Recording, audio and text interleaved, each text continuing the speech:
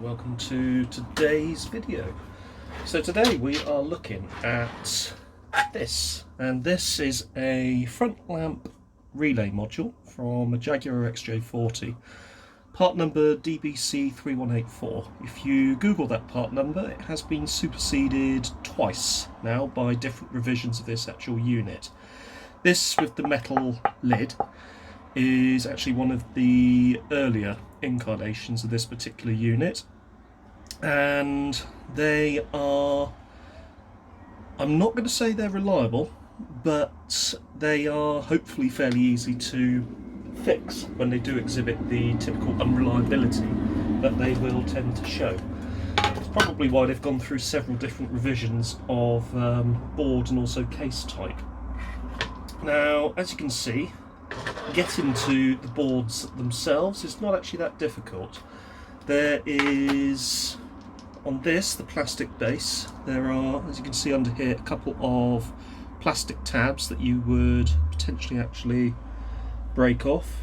The metal is bent slightly to lock it into place, so you just need to prise it out and open with a screwdriver. Do that on both sides. It's the same story around here. In fact, on this one you can actually see it's just broken away slightly when I was taking it out. That's just due to the age of the plastic.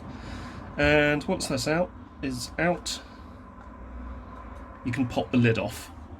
Now, the actual grommets that fit into here, where the cables go into, just pull out.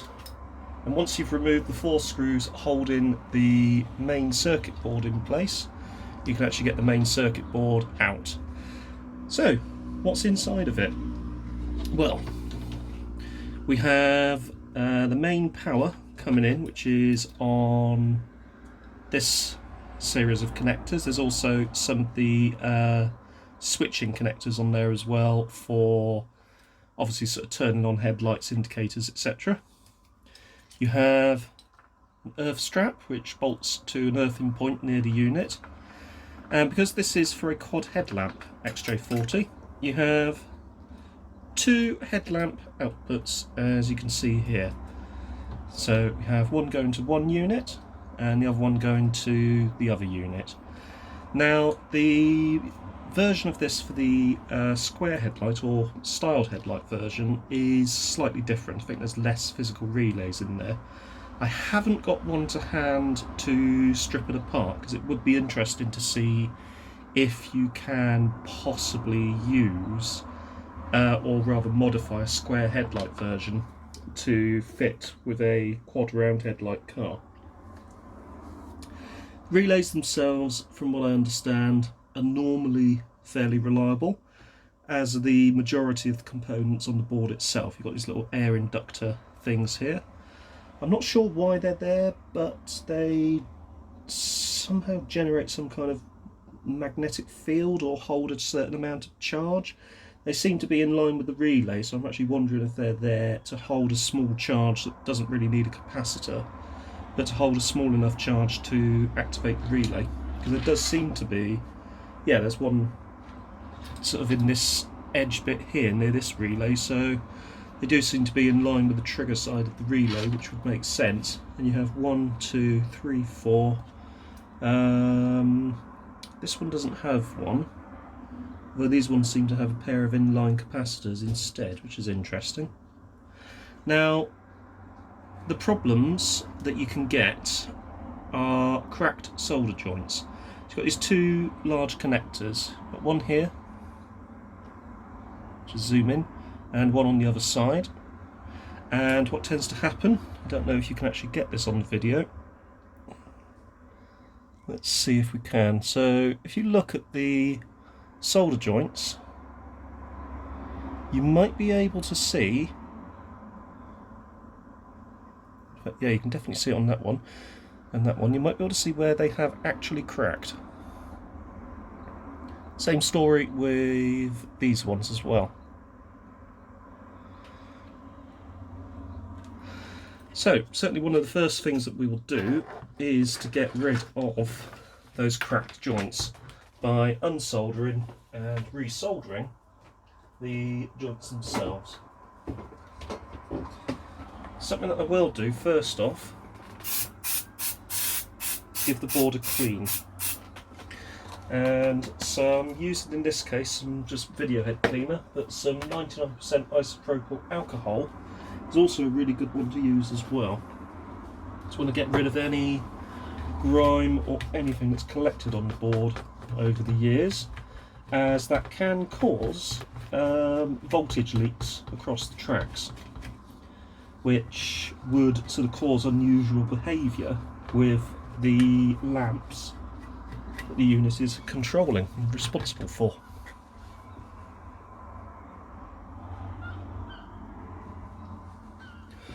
Right. There we go. And as we'll do this one here.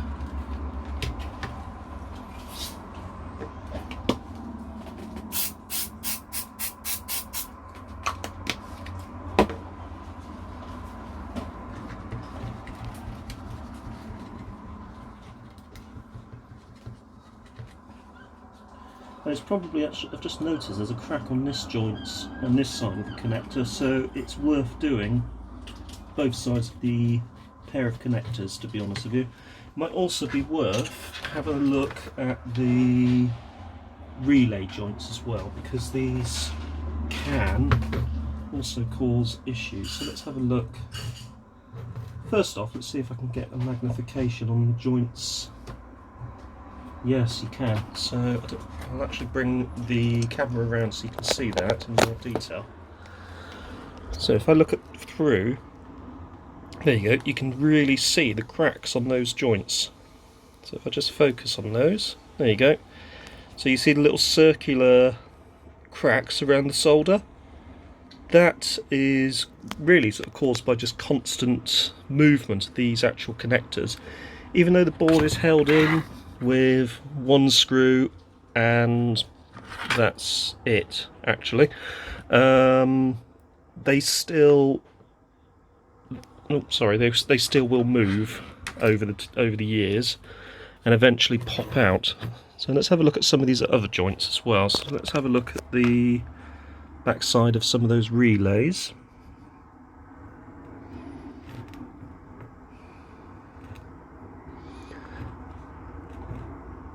So there's a couple of the control ICs. And there, I think we're looking at the relays now. You can sort of tell they've got quite a thick, wide track going to them. And they don't actually look too bad. There's plenty of solder on them as well.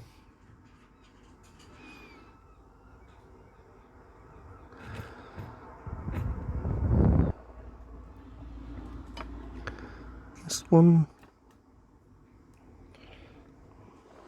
no, I think that's okay. I think those are some resistors, if I remember rightly. Yes, they are.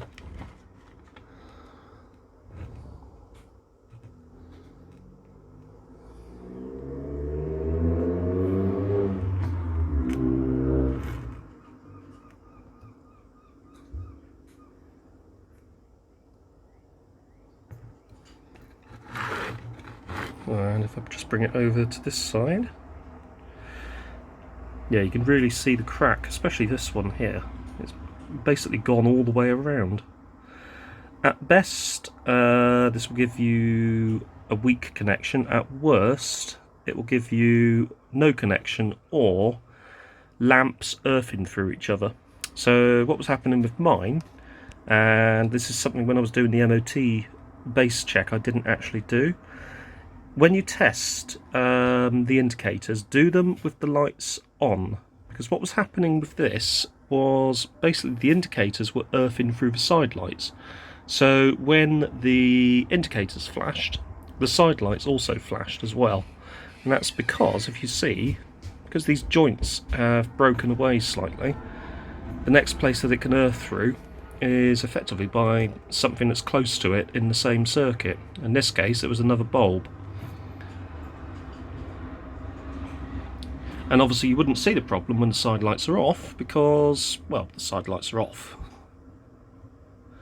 But it is worth testing the indicators and all of the lights with the headlights on dipped beam, as the side lights will still be illuminated at that point. Anyway, let's get that out of the way. Let's pop this back onto the tripod, and we may as well get started with doing the soldering.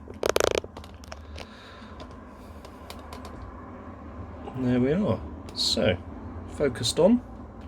What I'll do is I'll zoom in ever so slightly so you can see what I'm doing. Get the focus, and away we go. So I've got the heat on the soldering iron down on the minimum.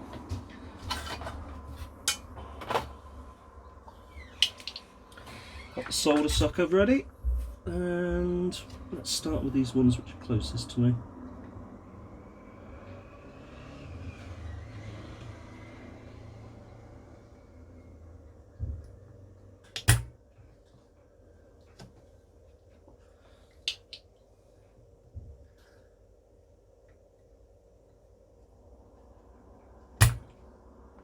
In fact, it's so broken, it's almost like the solder is actually gone.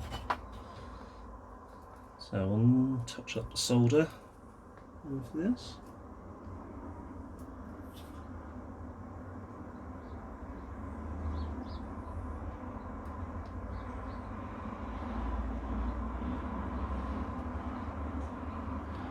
There we go, and I've just noticed a little bit more needed on the other side. I don't think that's done quite yet.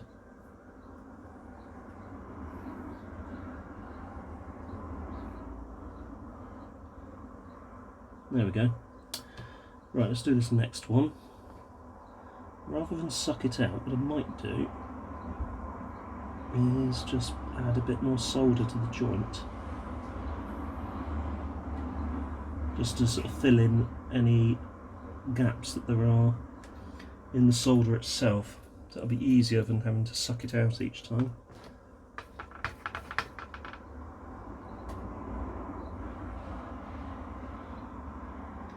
And if you get the pin hot enough, you can then just dab it in like so, and then move to the next one and dab it in.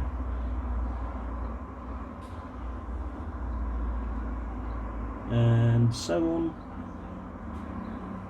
until you get to the final joint, which isn't quite yet. We're one away on this connector on this side.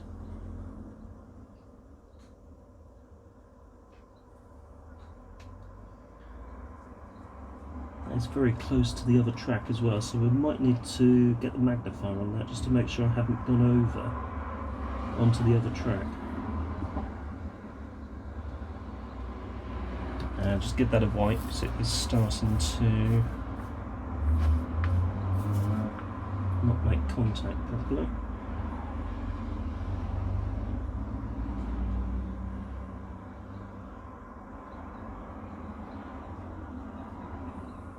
Yeah, you can see there, I think it's gone ever so slightly onto the other track, so there we go. So if I get the magnifier over the joints that I've just done, and I'm very close to that other track, but I don't think I'm touching it. But the joints do look a lot healthier. They do look a lot better actually. To 100% make sure that we're not touching, I'm going to do my standard thing. Get a small flat bladed screwdriver. Let's see if I can aim this so the camera can see it a bit better.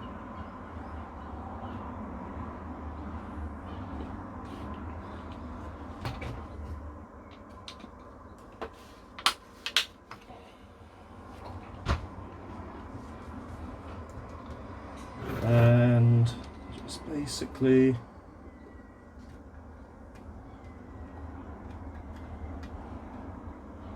scribe around it, making sure as not to damage any of the tracks within its vicinity.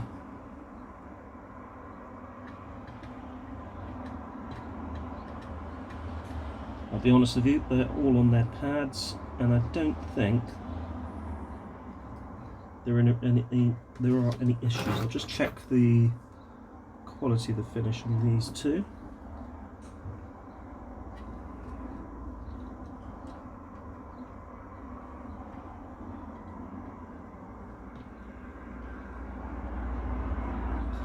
I'm not convinced about those two. I'll just heat up this solder again. It's almost like I'm missing some on one side. It hasn't sort of come around to the other side, so there and there. That's better. So basically I've got a full uniform joint around each of them.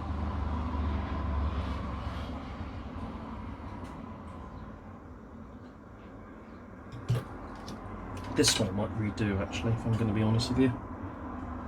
Not overly happy with that one.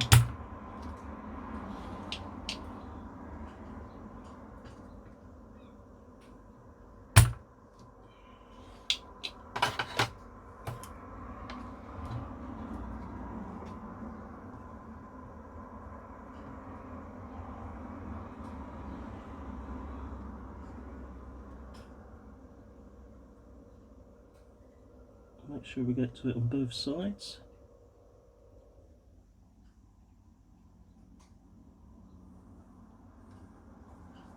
I think we are.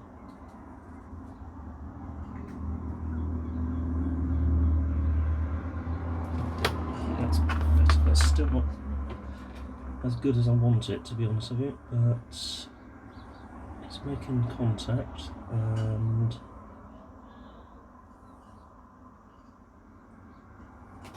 seems to be okay.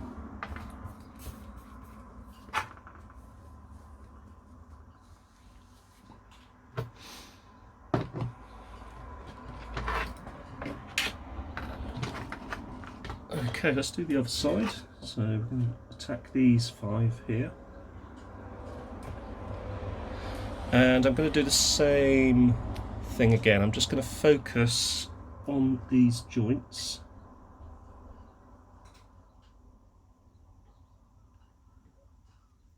And almost just top up the solder that's on there. So apply heat, apply solder, and apply heat, apply solder,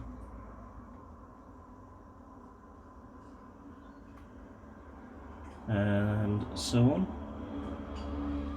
Apply heat and then solder.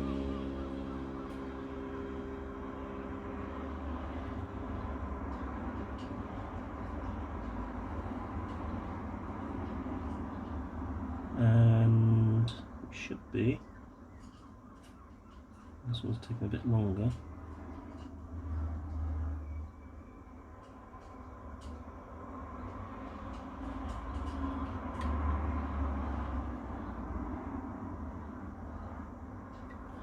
There we go. And quick magnify on those, just to check.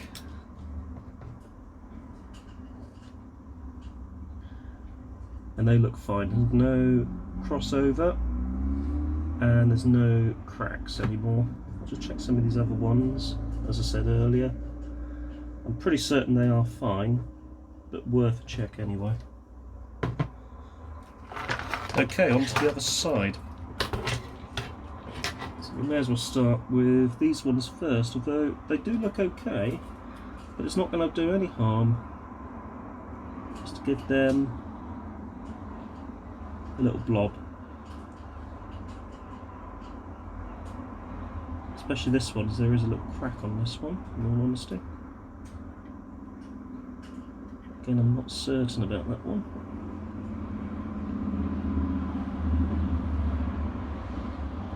That's better. Far more uniform. That one's okay. That one's, but it won't harm just to heat it up, put a little extra on. Heat it up, have a little bit on, and the same, with these ones as well.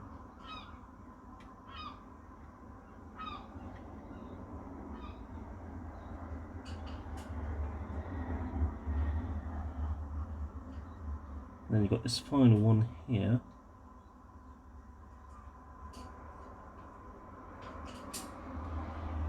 Yeah, you can actually see that whole joint moving. Not sure if you can see that on. Let me move that where you can see it. Yeah, you can see that whole joint has no solder on it at all. It's literally just cracked with age and constant movement. And there we go, that's those done. So if I get the magnifier, which is over here, and just check those.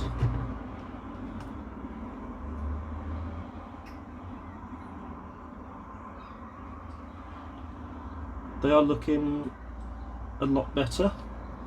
We'll do these ones now. I don't think these were anywhere near as bad, in all honesty, but it's not going to do any harm just to dab them anyway. So we'll give these a little dab.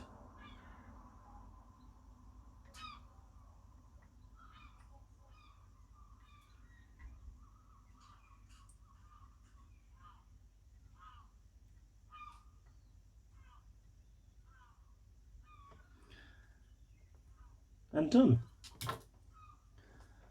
Now I've noticed some of these joints actually look a bit dry, if anything, so touch those up as well.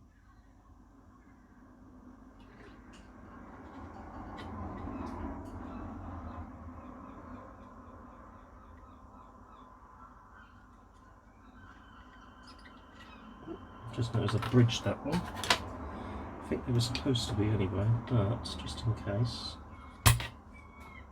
Oh yeah, they were fine being bridged. So I'll quickly redo those.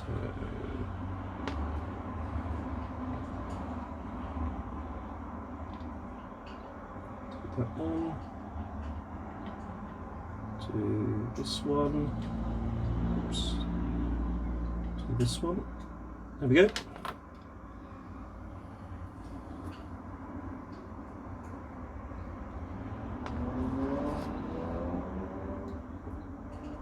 Oh, that's still very hot.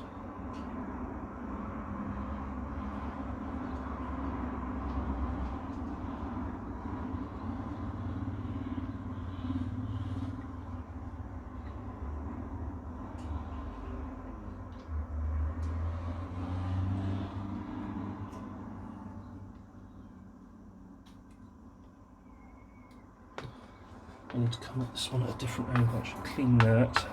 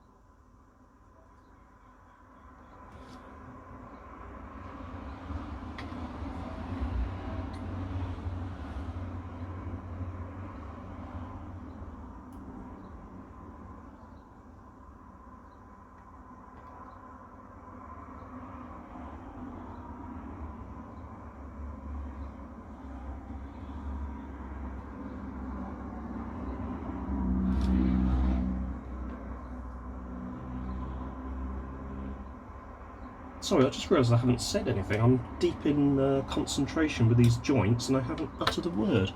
Sorry about that. Let's go on to this other side. And yeah, I think we're good. So, next stage is to pop it in the car and actually test it. So to do that, I'm going to just basically put it back in to its case.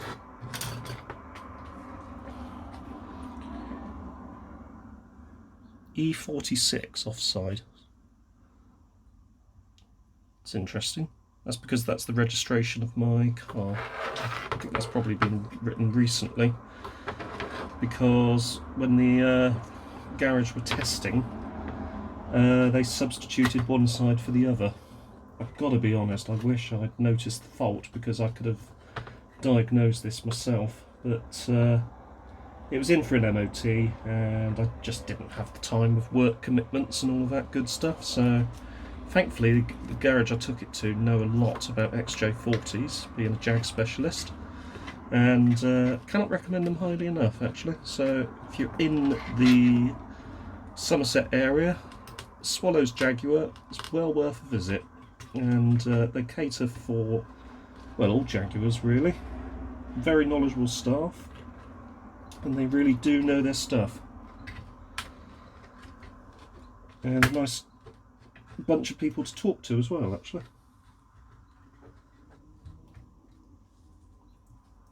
That's the one thing that they seem to do, is they actually appreciate Jaguars. There's no sort of snobbery or anything, which is always nice. There's one problem I had when I first had my XJ40 in the early 2000s is, and this is, funny enough, this very car, so this unit's probably been on this car since the car was new. It's certainly been on there the entire time that I've owned it. But one of the problems I used to get was getting people to take them seriously, as it was very much almost going to be the Jag that everybody hated, that would never actually be worth anything. But what seems to have happened, certainly in recent years, as the numbers have decreased, is they're beginning to be seen for what they were, and that was really a sort of a new direction for Jaguar, and a departure from the old world of the XK-6 and the traditional Jaguar IRS rear suspension. And they did see, the basic platform did see use in a lot of other cars from Jaguar, sort of particularly the X300s, the X308 to a certain degree. So really the 40 sort of served Jaguar very well, certainly into the early 2000s, that basic design. I mean, they spent long enough designing it, as it was originally started in 1976, I think. No, actually, sorry, before that, 1972. And it was supposed to be released in the 70s. So a lot of the ideas that are present on the XJ40 were actually designed during the 1970s. And then as time went on, it's almost like they sort of thought, oh, let's completely rethink the way that we do car electrical wiring, hence this, effectively. And yeah, it was an interesting time for Jaguar. There was a lot of innovation, and they've really, when you think about it, they've always been quite an innovative company, sort of trying new things. And well, the 40 was certainly one of their more successful products. It sold in large numbers, surprisingly large numbers, and as long as you understand them and you realise that they are basically just a moving electronics project which may need an occasional bit of fettling, then I think you'd be fine, to be honest. Anyway, I've just noticed this tab is a bit annoying, so I just need to move it out of the way with one screwdriver and then use the other one to gently work this back into place, which is easier said than done.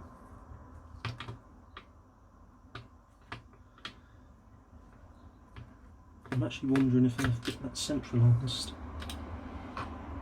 No, it's off centre slightly, so I need to loosen the other three off.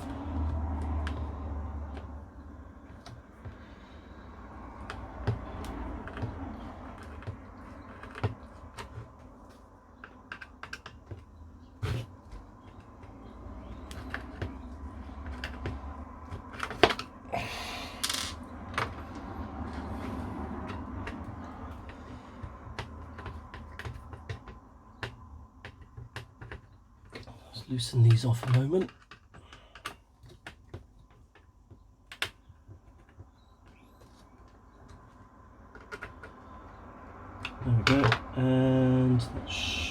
hopefully move into the right sort of direction, which I think it is now.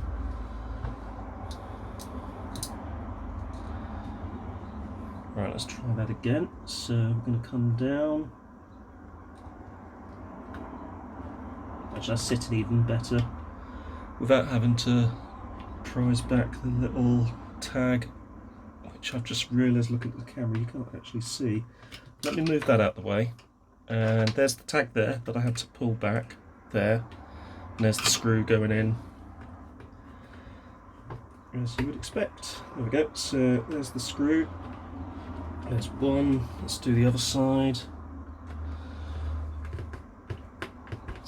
2. And then 3.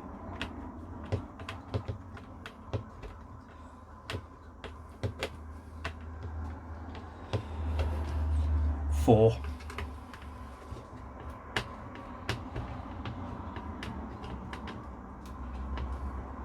There you go. Finally, we need to put the cover back on. Now the cover, there's only one way it will go. This end towards the connectors, and you'll see there are actually slots on the edge of the casing itself, which the cover will just nicely slot into. So you might need to flex them a little bit. But after a short time, especially this side here where it's just corked over slightly, I do that. Whoops. You might actually find if you take it up, slot that side and that side into place. There we go. Then we should be able to hopefully do the front. Just make sure that is slotting gently into place.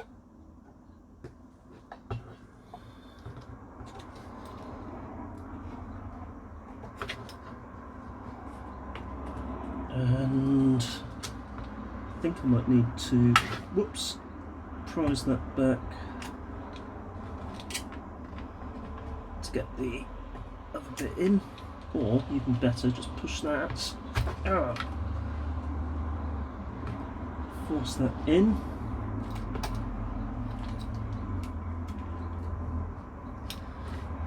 Apply a bit of pressure. I just realised if yeah, there we go. Apply a bit of pressure. There you go. And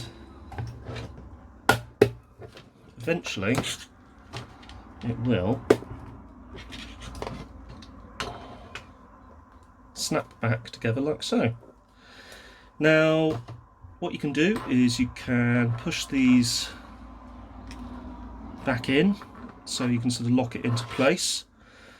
I'm going to leave it like that for the moment. I've just realised I just want to come out. I'm going to leave it like this for the moment because I want to take it and test it, and if I need to get into it again I can get into it quite easily. Also it might be an idea to just make sure that it has actually locked into there, which I think it has. Yeah, it's definitely gone into in between sort of grooves on there, and there we go. Let's go and test it. And there we are. Right, let's take this, get it tested.